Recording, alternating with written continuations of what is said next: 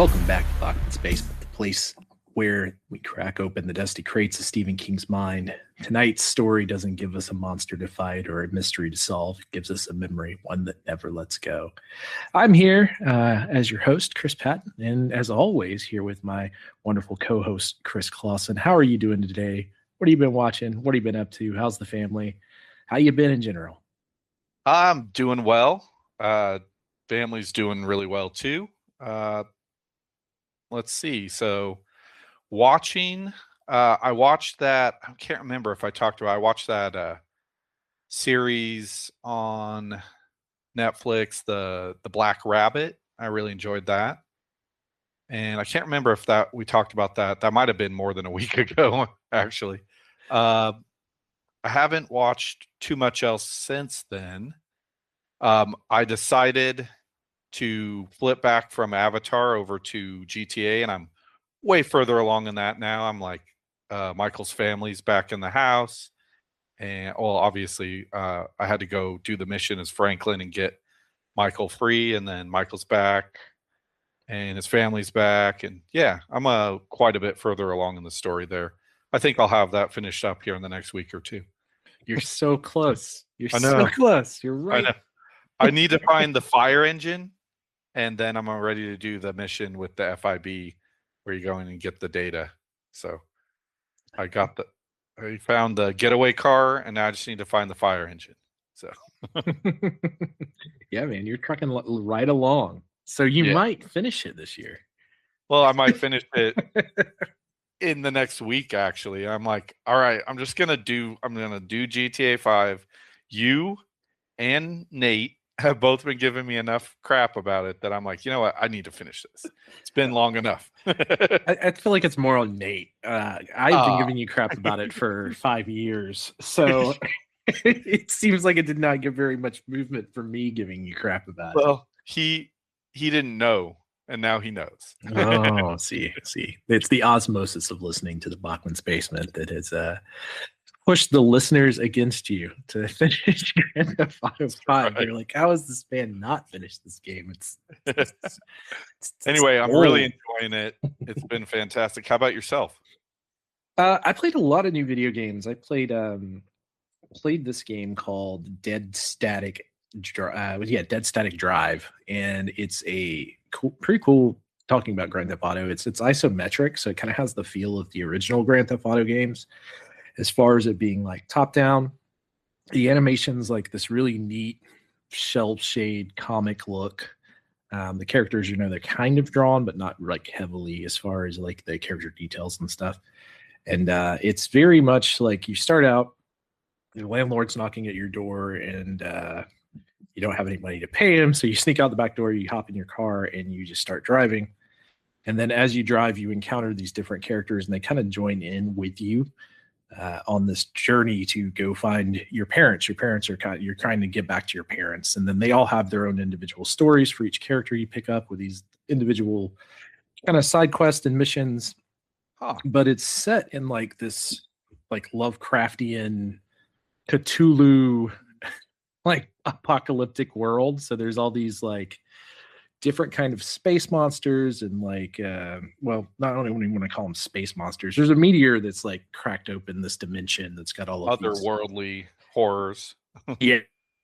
And so you kind of start out and you're raiding different places to get like different types of weapons and guns, and throughout that you're trying to keep your car together. So you got to make sure that the car's gassed up, that it's not damaged, and all of that. And so there's a lot of management to it.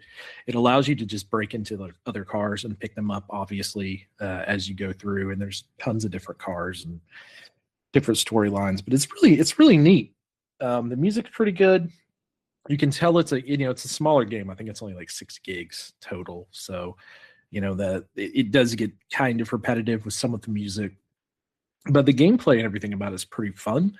It's got like a little bit of a twin shooter feel when you're like shooting guns and stuff. So you got to get kind of used to that portion of it as far as like how you aim. And that's kind of what draws the comparison some to like some of those older Grand Theft Auto like top-down isometric games. especially in the way you drive. But the way you drive is kind of cool. Like as you're cruising along, you will use like the L and bumper and R bumper to kind of switch the position of the camera so that you can follow the car a little more easily as you make different turns and follow to your path on the map. But it gives it this real cinematic feel that you're kind of in control of, which was really, really neat.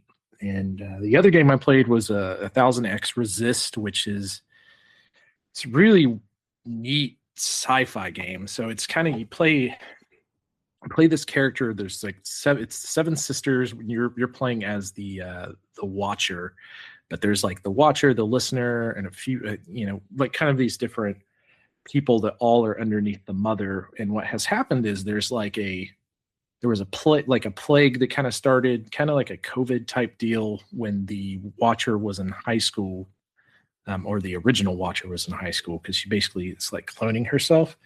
So it's this weird thing where you're time jumping as far as the game goes. So you're time jumping to kind of have these different moments in time to figure out what happened to the Mother, who is like the person you worship in this future realm that you're coming back and forth from. So you're going to these different places and you're kind of time jumping to figure out her story and the story of each of the characters.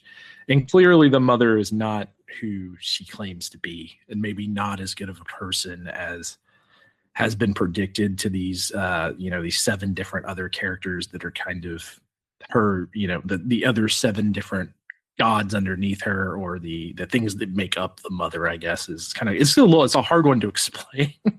It won like a ton of awards for like it's an indie game, so it won like a ton of awards for like best indie game and like a ton of stuff, all these different game festivals. And I saw it was free, so I picked it up and started playing it. And story was, I'm sorry, it's called 1000X Resist. Yes. Okay. And yeah, so it's not normally a game kind of game I would play, but I got sucked into the story. Like if you're into sci-fi time travel type stuff, it's one of the better stories I've played in a long time in a video game. It's worth playing. I'm only in chapter 3 of it, so I've not finished that one yet. That's like, I think like 10 hours in for me. But yeah, it's kind of a slower paced game because you want to go and talk to kind of everyone. Like every time you go back into one of these memories of the Mother, you want to go and try to talk to everyone because you kind of want to unlock more of that story. And it's something, there's not like a ton of action gameplay. It is more like playing almost like a visual novel to some extent. The gameplay aspects are more kind of puzzle solving of how to get into different rooms and stuff, because if you're blocked out of a room in the current day, when you time switch, that might be open, so you can flip back and forth to get in and out of rooms, and vice versa. You haven't played, but I think we talked about like Alan Wake is like that too, where you can flip between like it's a different sort of mechanic. I mean, it's the same mechanic, but it's a different thing that's happening. But exactly where it changes the reality that you're in or the time that you're in for that space. Yeah, it's very much like that. And then it has the story progresses as you answer questions with the characters, and there's a bunch of different endings. And then it seems like one of those games you could play multiple times and get different outcomes, even within the same memory that you're playing. But yeah, it was really, really neat. It's a very well written game with some pretty good voice acting. And yeah, like I was kind of just blown away with it. I was just looking for something to play on a Saturday morning, trying to get some gaming in case the power went on Saturday. Here in Georgia, we have had a bunch of weather, and as people know, if it freezes here, a lot of times trees crack, and then there's no power, and then there's obviously no video games. So I played a bunch of new stuff. That Dead Static Drive I spent a lot of time in. I'm pretty sure that I have finished Dead Static Drive. It's not really a game you can I don't know that it has like just one set ending, but I'm kind of like, I've either hit a hard lock in the game or I'm completely missing something. I did have a character die early on that I got to figure out. I'm gonna have to do some research online because I'm pretty sure that respawn at some point, and you can go pick them back up. But I think I Oh, go find that one character that died to finish the like I'm on like one of the last few missions of that game. But yeah, cool. that's pretty much all I've played and done as far as watching stuff. Just nothing too much, man. Just a lot of Law and Order, and then whatever my wife's been. She's been watching School Spirits, so I've been watching a little bit of that. The new season of School Spirits is out. But yeah, I didn't come with a B movie this week. I guess the other thing, and it hasn't been me like intentionally watching it, but Cassie's been rewatching all of the MCU, and so I sat down and watched Endgame and the one that comes right after, it's the Spider-Man right after Endgame, No Way Home. And I forgot how much I love those movies. Those two in particular are really good. Yeah, I guess the Doomsday trailers got everybody hyped about MCU again. Right? I mean, it's always, yeah, it's always a fun sort of escape, to get back into the comic book MCU. Yeah, to me they turned out so many bad movies. I've had a hard time kind of giving anything else they've put out a chance. I'll probably check out Doomsday though. Oh, for sure, yeah. I mean, But that's sort of go back and rewatch the good old tried and true movies that, all the way through. I guess I don't know. Like even liked Multiverse of Madness. I know a lot of people didn't like that one, but I think up through Multiverse of Madness, and the one other thing, a couple that are on Disney Plus that are series that I think are great is Agatha All Along and the Marvel Zombies. Both of those are worth a watch for sure as well. yeah, I haven't seen. I like I said, I kind of took a break from the MCU because it was almost at some point it was like, and it's what I said, what I kind of said was going to happen back when I used to do the wrestling podcast, and these movies would get brought up. It's like these things are kind of going the way of the Western, where they're turning them out too fast and the quality is getting lower. Oh, And the for sure. characters they're the characters that they're focusing on aren't characters that I would necessarily care about, even just as a comic fan. Uh, Yeah. but there's been some good ones that have circulated. It's just it became a thing like where it went from, oh man, you gotta go to the movie theater and see this, to I might check that out when it hits Disney Plus or Right. whatever. I think Disney's learning their lesson, and they kind of learned that with both Marvel and Star Wars, where they churned out a little bit too much too fast, and the quality suffered. And now they're kind of starting, and they realize, okay, one, maybe two movies a year, maybe one or two series a year, and that's good. That's all people are willing to give in time.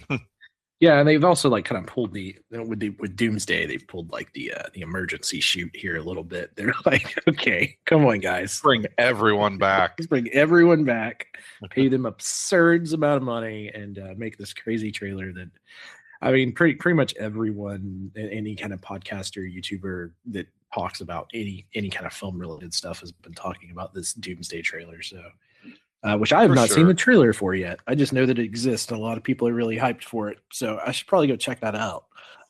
Yeah. I mean, it looks great. That movie obviously is coming at the end of the year, like in December, close to Christmas.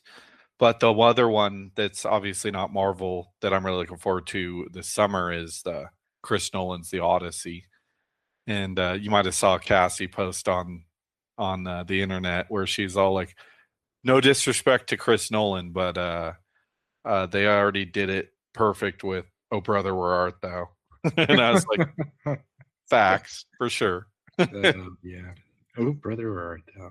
It's a Yeah, classic that's a classic movie. for sure. Friends, some of your phone money's coming stowed. It's the first thing I think of for whatever reason with that movie. But yeah, I love that movie. That's been a long time since I've seen that as well. Right? It's got ton of great actors in it. John Goodman's in that. George Clooney.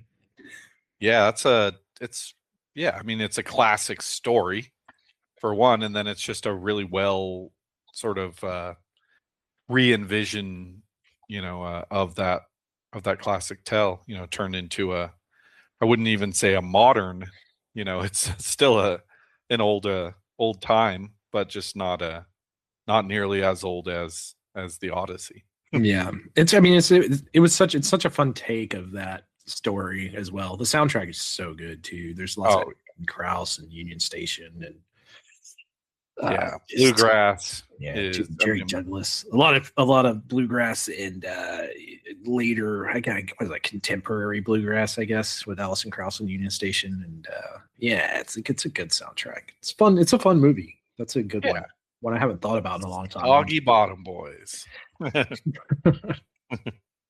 All right, so we're doing a little bit of a shorter story for the listeners out there, which is The Man in the Black Suit. Are you ready to dive into that? Yeah, let's do it. So the story opens up with an old man looking backwards at his life. It's not really kind of a confession or a ghost story. It's just a moment that kind of refuses to fade in his memory, the horror that lives in his memory itself. It's set in 1914, rural Maine, by a riverbank, a normal summer afternoon. The horror kind of arrives uninvited without bad decisions or warning. A stranger in a black suit appears where he does not belong. Calm, polite, deeply wrong. Fear grows through the detail rather than the action. That's kind of the synopsis of the story as far as like the setup goes. How did you feel when you started listening to this or reading it back? I know it's been a while for you. And you told me that you kind of finished it before we got in here. Any initial thoughts before we dive into any of the meat here? Yeah, I really enjoyed the just the level of detail that King gives to the man in black in this story, being obviously the devil, but just the level of detail and description to his personage, to what you see, and it just like, I don't know, it just kind of like gets under your skin. The horror of the story is really sort of like getting into the shoes of this, little boy who is now an old man on his deathbed writing the story. But it's, it's one of those like stories that it's like it takes you back to remember being a kid and how something, is so real. So, I don't know, I'm trying to think of the word, but it just like, it just ingrains itself in your memory, and that him seeing this seeing the devil dressed up like a man in a black suit with those stove lit eyes, that are burning behind the eyes. It's just like, I don't know, it's just so well described. I love this story. Yeah, I'm glad you picked this one. Yeah, so as I noted, Gary is our main character here. He's 9 years old. It's set 1914. His world's kind of small, inordinary, nothing crazy. It almost has the vibe of the way they're writing the character is a lot of Stephen King kid characters, right? Like almost to the point of some other novels that we've talked about, where it's just he's kind of in his own little world, fishing line, summer heat. His brother's laughter. They're kind of describing all this, and he wanders down to the river alone, doing what kids do, kind of killing time, feeling older than he actually is.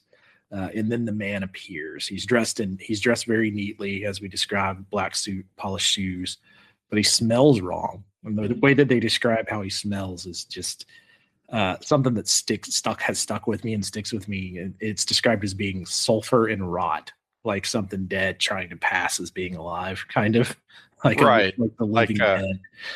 Like a lit match that has burned down. So that sulfur smell, along with when he breathes on him at some point in the story to kind of just bring him to attention.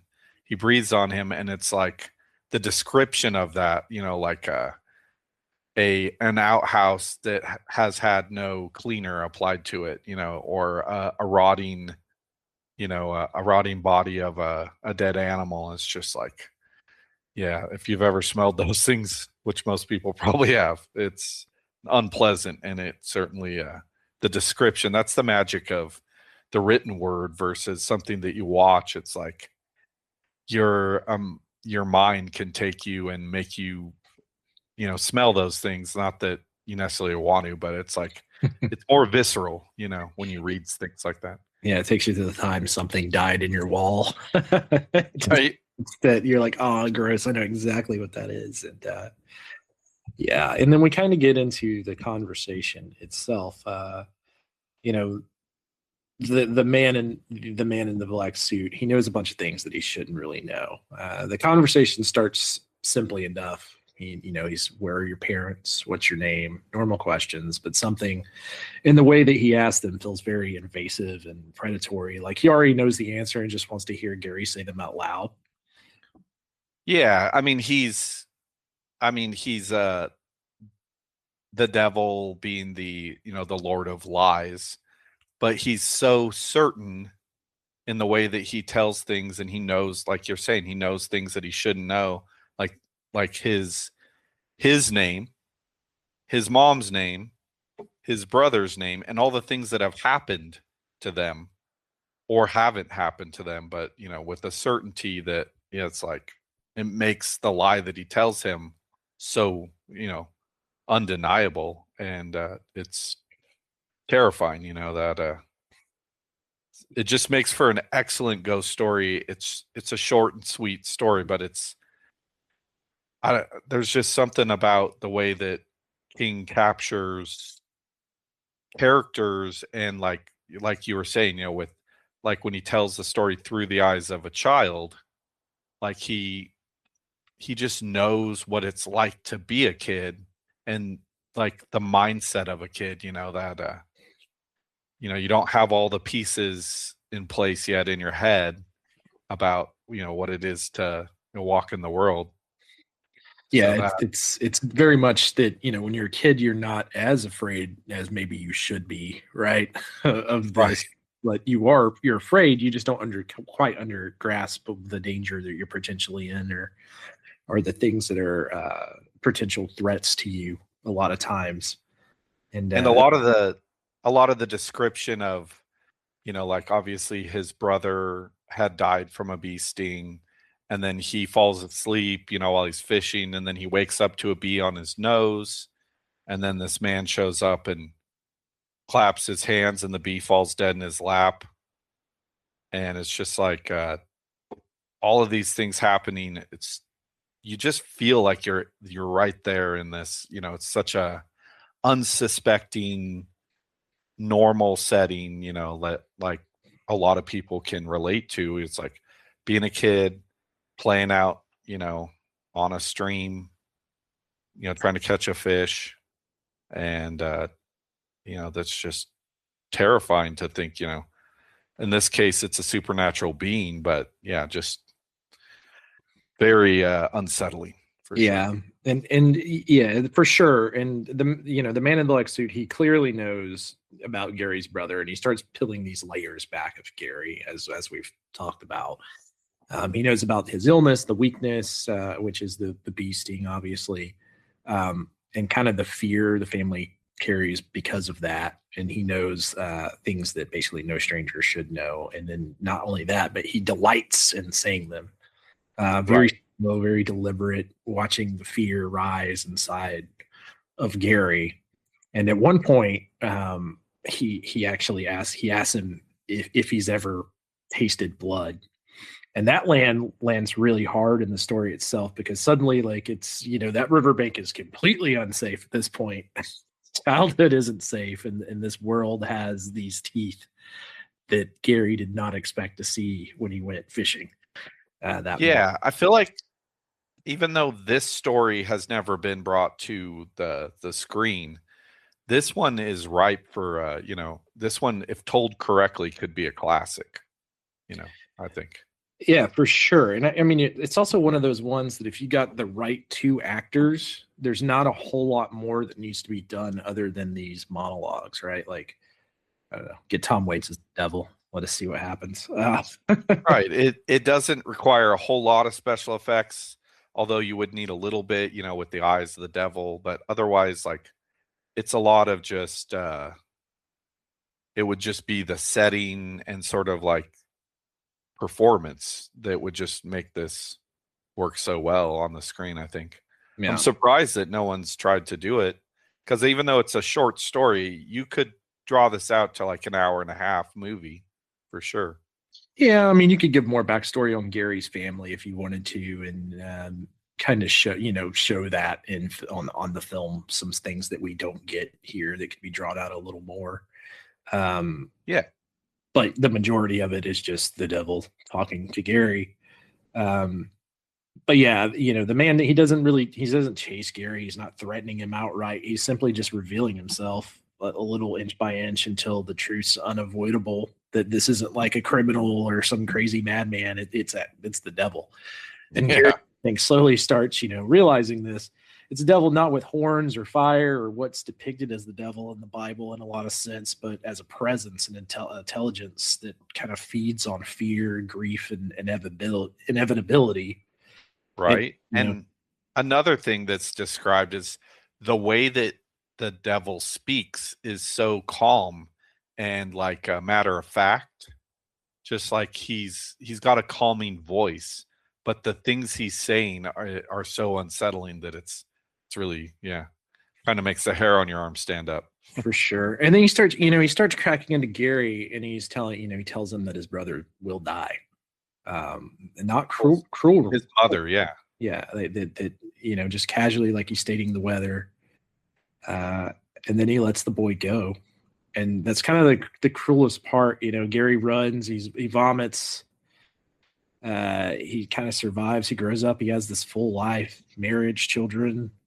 But as he's an old man going back and retelling the story, this encounter has never left him. And the man in the black suit kind of has become a permanent landmark in his mind. Something he's never going to get over. So even now, old and near death, Gary isn't sure what frightens him more, that the devil came for him once or that he might come again. It's just kind of where we get to the end of the story. And once again, not one with a brilliantly happy ending, because it starts with a man kind of on his deathbed. But yeah, it's a great read. It's a shorter one this week, but that's well, it's not the saddest story. The ending's not sad because he doesn't die at the end, but he's obviously at the end of his life, but he's writing it down because he knows, and he doesn't care that nobody believes, that he knows that nobody will believe the story, but he's like unburdening himself because he's carried the weight of this experience his whole life, and he just needs to get it out, and that I thought was really cool. He writes it down in a journal and leaves it on his bedstand. Yeah, I think this is one you can kind of take either way, because it's the way he positions it that he thinks that he's going to hell almost as well. Like, you could certainly draw that conclusion, but the devil is, will the devil come again, basically, as his life winds down to a finish. But it's I could see where you're coming from with that, though. Getting the story out, even if no one's going to believe it.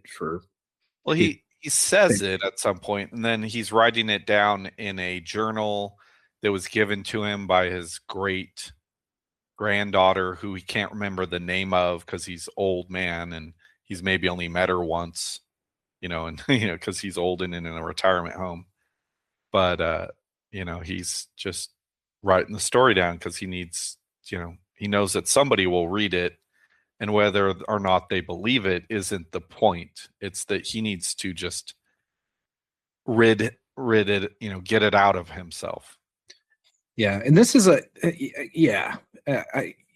this one's kind of cool in a sense. It's King very restrained, like as far there's no big spectacle really, right. And no big mythology dump of why this is happening or anything. It's just one single memory in this man's mind, kind of, that has either grown as a story over time, or sharpened itself, because he was 9 when this happened and he's at the end of his life. Like, was this what happened, or is 81 years ago at the point of writing the story? Yeah. And it's kind of weird because, like, everyone's had like a very uncomfortable meeting with someone, right?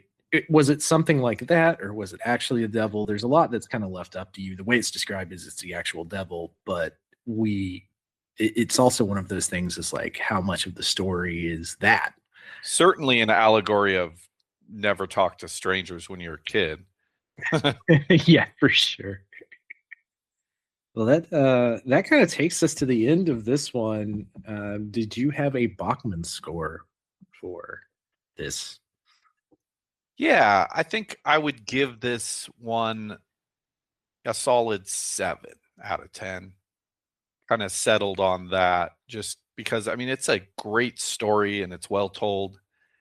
It's not my favorite. The King just has too many good stories, and I can't give them all 8s, 9s, or 10s, but it is worth a read, and it's not very long. So that's my score. How about you? It's a tough one because it's such a great story, but we've read so many good things here through this show that there's a lot that's kind of in perspective of even just if we're looking at it from like something like The Long Walk or The Body, for instance, of kind of not the same kind of thing, but similar stories from the mindset of younger minds, like child minds, and the horrors around the world that kind of occur, and then them kind of writing back, like The Body specifically.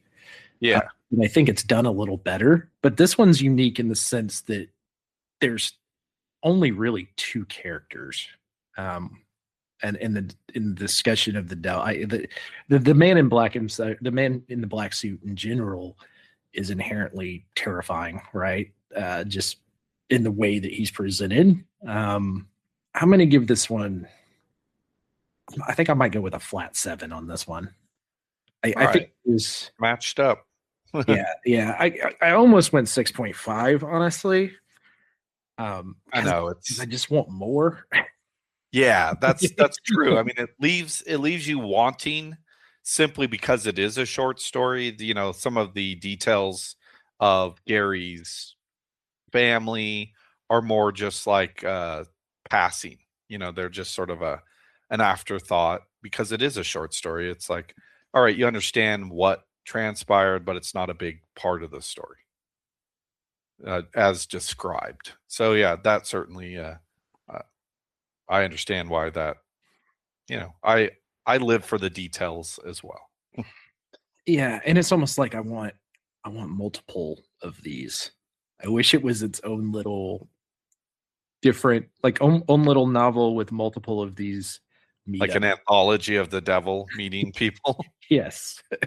I feel like he could have done 10 more of these and I would have been really happy. In different times, different places, you know, in the city, in the country. Yeah, that'd be really interesting. Old and young alike, you know, that would be very sort of like an interview with the vampire, but it's like, you know, a meeting with the devil, you know, an unsuspecting people. Yeah, that could be a pretty cool concept. Maybe we need to write up a letter and send it on over to Steve King. Like, dude, do it. Send it on over to Stevie King. See what he thinks. Hit him up on the Twitter. Yeah, that's right. He posts there sometimes. Right. But that's going to wrap it for us today. Do you want to go ahead and give your socials and say any final comments about the man in the black suit? Absolutely. Yeah. You can find me on Facebook at Christopher Clawson or on Instagram, Chris_Clawson 1982. And yeah, with regards to this story, I think it's a fantastic short story, and King has several hundred short stories that are in publication. So this one certainly above average and worth a read if you're a fan of Stephen King. And for me, it's at Christopher.R.Patton on both Facebook and Instagram. Check out www.boinkstudios.com for all of the content that we release. I got some neat stuff coming up. I'm actually doing a watch along of Princess Bride, which will be on 6M this coming week with Tom Clark. Also, Ray Sports and Slams is out there if you like sports. When we talk about wrestling and sports, you got the Tom Clark's main event, which is your weekly live Facebook and YouTube, etc. live show. It also goes out in podcast format as well, where he talks about everything happening in the wrestling world. So tons of content out there for everyone to check out. There will be a new episode of the Patton Report. It's been on a little bit of a hiatus. I needed to truck through some games. So if you are interested in hearing a full breakdown of Dead Static Drive or 100X Resist, that's coming soon, as well as just talks about new games coming out this year, some thoughts on Fable, as I've played through Fable 2, and we've gotten some more information about the Fable series itself, as well as some new gameplay and footage of what that game is going to look like. So there'll be a bunch of details packed into that show. It'll be a larger one than normal, hopefully with some gameplay if I can get my capture cards working properly. But yeah, that's it for me. And to wrap it up, the man in the black suit is horror without comfort. Monster introduces itself, and then he waits. You ever find yourself on a riverbank? Make sure to look over your shoulder. You never know who might be there watching.